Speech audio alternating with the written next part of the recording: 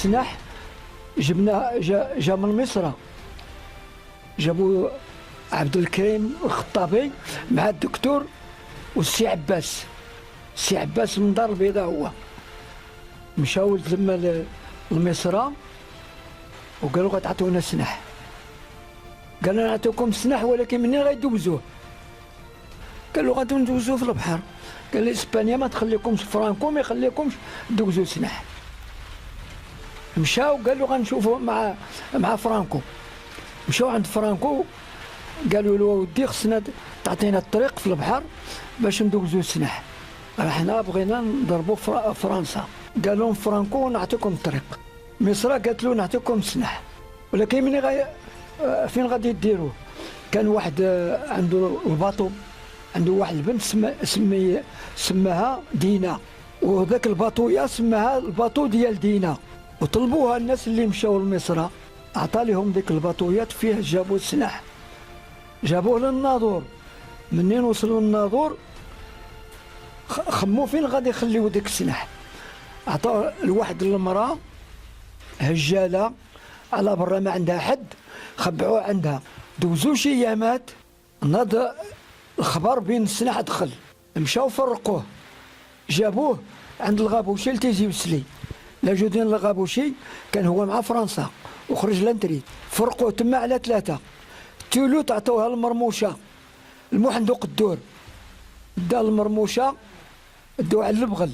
تولوت خلوها تيزي وسلي. تولوت عطوها لصحابه جدير ليد شريتن، تما هما اللي تكلفوا بهذا الشيء هذا وعلموا الناس ديالنا. حنا عطاونا حنا شي حاجه البورد هنا، وداروا الميعاد اش من الوقت اللي غادي يديروا الهجوم. علمونا حنا، قال لك منين تسمعوا العشقي في النبي غادي تهودوا للبيرو. وقع صافي الناس اللي كوماسينا من الباب لهيه، الباب اللي تجي تما قتلوا المخازن الاول سميتو على الكحل، ومن بعد الثاني قتلوه هنا عند الحبس. ها الحبس هو هنا دابا نوريه لكم. كان فيه ذاك قالوا اصحاب الوطن وداك الشيء. ما شحال من واحد كان تما في الحبس، قتلوا العساس، خرجوا المحابس وقتلوا العساس الباب اللي كتمشي للقبطان. القبطان منين سمع العشقي في النبي المجاهدين دخلوا هرب، هو راه كاين الغار من هنا.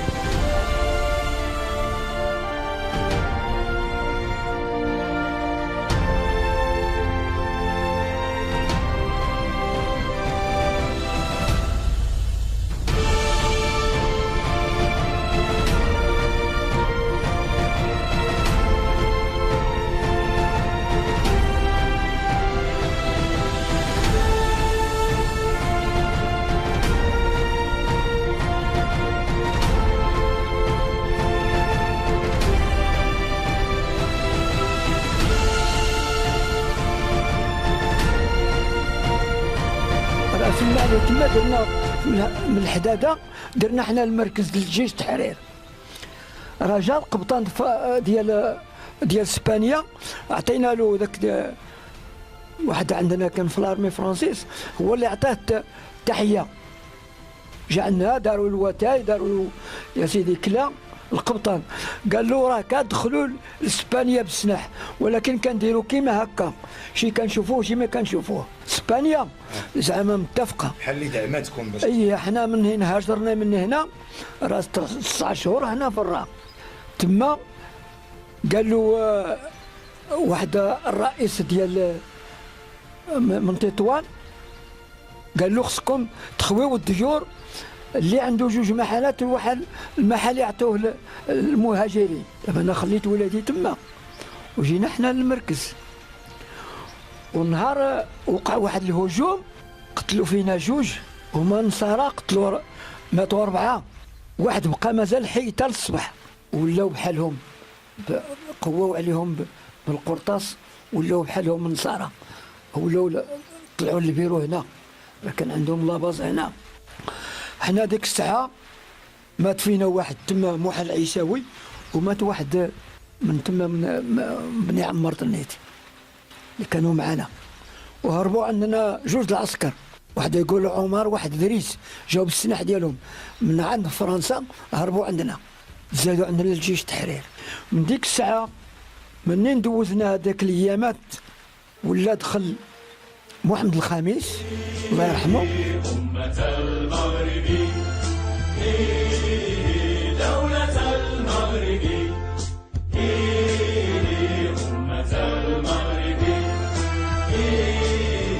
دولة المغرب، إن عشنا كراما أو نموت متنا كراما، همنا نهدي الأنام، دربنا نرجو السلام، في سما العلياء كنا أنجما زهرا. قال لينا غادي تدخلوا سميتو غادي تدخلوا البلاد ديالكم، غادي نجي عندكم. جا عندنا صلينا معاه هنا، نوري لك فين صلينا معاه هكذا. صلينا معاه هنا ومن تما قال لك غادي تمشيو معايا الناظور بالكاميونات معانا. قال لك الكاميونات ديالكم السلاح ديالكم. مشينا معاه الناظور، عاود هو داروا له واحد القهوه تما في وسط البحر. بقينا شي يومين ولا هكاك، قال لك غادي ندخلوا الرباط، غادي تدخلوا بالسلاح ديالكم. دخلنا لباب الحد، داونا الكاميونات لباب الحد، سكنونا في المدارس. دوزنا شي ايامات، قال لك غترانديو السلاح، راندينا السلاح. ومن بعد عطى الامر، قال لك اللي هما صغار غيجيو، اللي هو كبار كل واحد عطاو له المناصب ديالو. شي عطاو له قايد، شي باشا، شي عامل، شي. هنا بعد كان واحد القائد من عندنا جابوه لهذا البيرو هنا، القائد عبد القادر من اجدير. وسمعتي ديك الساعه جيت انا وعطاو لي انا عندي الوسام علوي الدرجه الاولى.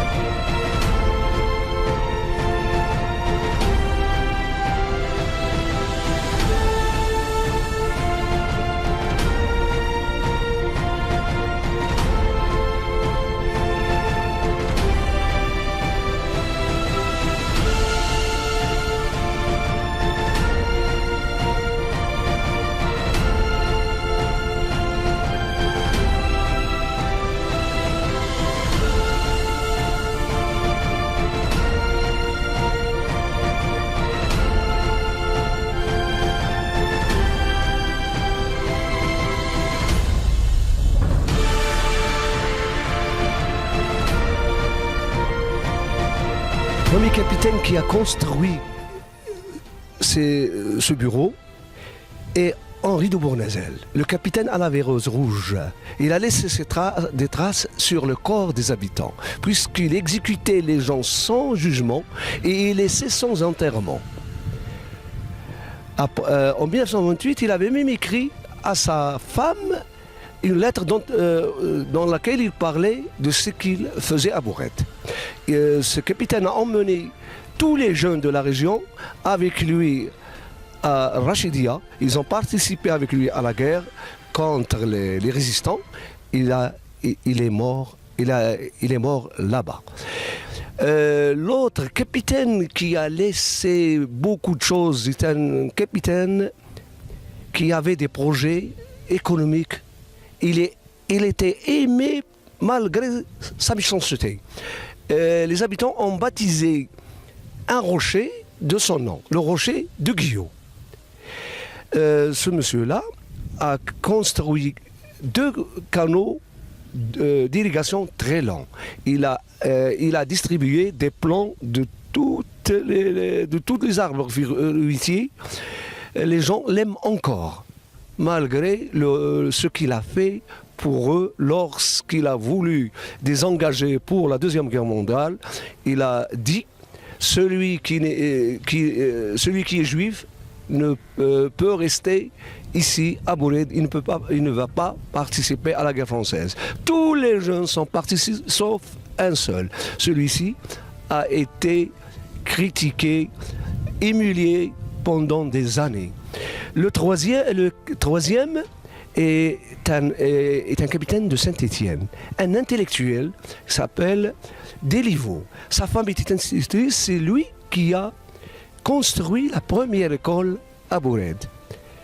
Il aimait beaucoup les arts, il a encouragé les arts, il a créé des fêtes, il a même emmené la radio marocaine pour enregistrer des chansons, des folklores marocains. Le quatrième, c'est Teddy. Lorsqu'il est arrivé, il a été dépassé par les événements. Sa Majesté Mohamed V a été exilé.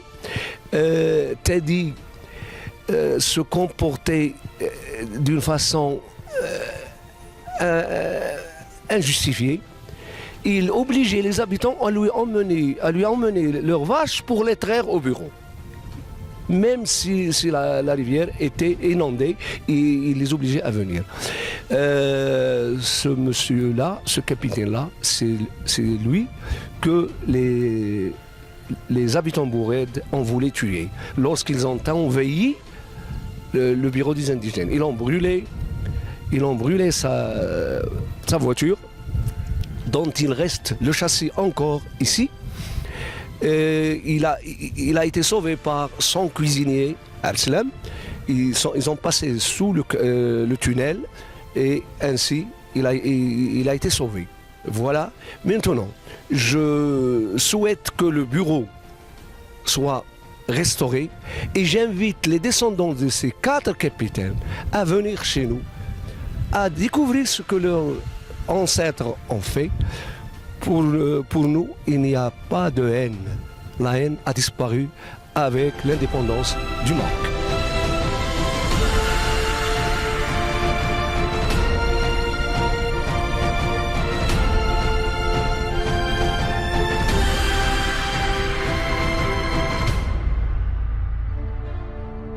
En 1967, lorsque les autorités ont déplacé le Qaïda, le caïd, si vous voulez, le premier responsable, dans un autre village. Et ici, ils ont enlevé même les portes, ils ont enlevé tout, même les toits, pour les utiliser ailleurs.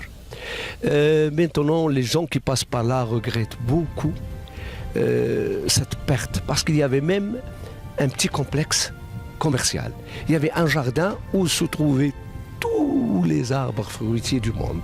Il y avait même une piscine, un cours de tennis. Tout cela a disparu. Nous souhaitons qu'à un moment donné, ces bâtiments soient restaurés par l'État ou par des indépendants ou par des associations françaises qui participent au maintien de leur histoire au Maroc, de ce qu'ils ont fait au Maroc. Un grand patrimoine franco-marocain construit avec des pierres. Là, son architecture est exceptionnelle. Et tous les murs, il n'y a pas de ciment ni rien, sauf la chaux et les pierres. Et encore les blancos qu'ils utilisaient pour se défendre sont encore là.